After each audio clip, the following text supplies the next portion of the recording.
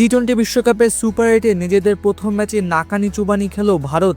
নিজেদের ঘরের মাঠে আহমেদাবাদের নরেন্দ্র মোদী স্টেডিয়ামে দক্ষিণ আফ্রিকার বিপক্ষে 108 রানের টার্গেট তাড়ায় ভারত হেরে যায় 76 রানে বিশাল ব্যবধানে। রোববার টস জিতে প্রথমে ব্যাট করতে নেমে 7 উইকেটে 187 রান করে দক্ষিণ আফ্রিকা। টার্গেট তাড়া করতে নেমে ইনিংসের শুরু থেকেই উইকেট হারাতে থাকে টিম ইন্ডিয়া। মাত্র 26 রানে ভারত হারায় টপ অর্ডার 3 ব্যাটসম্যানের উইকেট। ভারতের এই উইকেট পতনের ধারাবাহিকতা বজায় থাকে ইনিংসের 19তম ওভার পর্যন্ত। 15 ওভার শেষে ভারতের সংগ্রহ ছিল 8 উইকেটে মাত্র 88 রান। দলের এমন কঠিন বিপদেও শেষ দিকে চমক দেখাতে ব্যাট চালিয়ে যান শিবম দুবে, কিন্তু তার 42 রানের ইনিংসে দলের হারের ব্যবধান কমলেও পরাজয় এড়ানো সম্ভব হয়নি। ভারত শেষ পর্যন্ত 18.5 ওভারে 111 রানে অল আউট হয়। রোববার ভারতের আহমেদাবাদের নরেন্দ্র মোদী স্টেডিয়ামে টস জিতে প্রথমে ব্যাট করার সিদ্ধান্ত নেয় দক্ষিণ আফ্রিকা। টস জিতে প্রথমে ব্যাট করতে নেমেই বিপদে পড়ে যায় দক্ষিণ আফ্রিকা।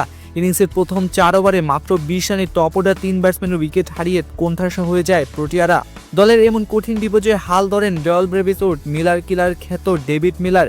চতুর্থ উইকেটে তারা 51 বলে 97 রানের জুটি করেন। এই জুটি ভাঙার পর ফের ব্যাটিং বিপর্যয়ে পড়ে দক্ষিণ আফ্রিকা। 29 বলে 3-4 আর 3 ছক্কায় 45 রান করে ফেরেন ব্রেভিস। 35 বলে 60 4 আর 3 ছক্কায় দলীয় সর্বোচ্চ 63 রান করে ফেরেন মিলার। তবে ইনিংসের শেষ দিকে ঝড় তোলেন ক্রিস্টান স্টাবস। তিনি 24 বলে 1-4 আর 3 ছক্কায় অপরাজিত 44 রান করেন। ডেভিড মিলার, ডয়েল ব্রেভিস ও ক্রিস্টান স্টাবসের দায়িত্বশীলতায় 20 ওভারে 7 উইকেট হারিয়ে 187 রান করে দক্ষিণ আফ্রিকা। ভারতের হয়ে 4 ওভারে মাত্র 15 রান 3 উইকেট শিকার করেন জাসপ্রীত বুমরা। 4 ওভারে 28 রানে 2 উইকেট শিকার করেন আরেক পেসার আর্শদীপ সিং।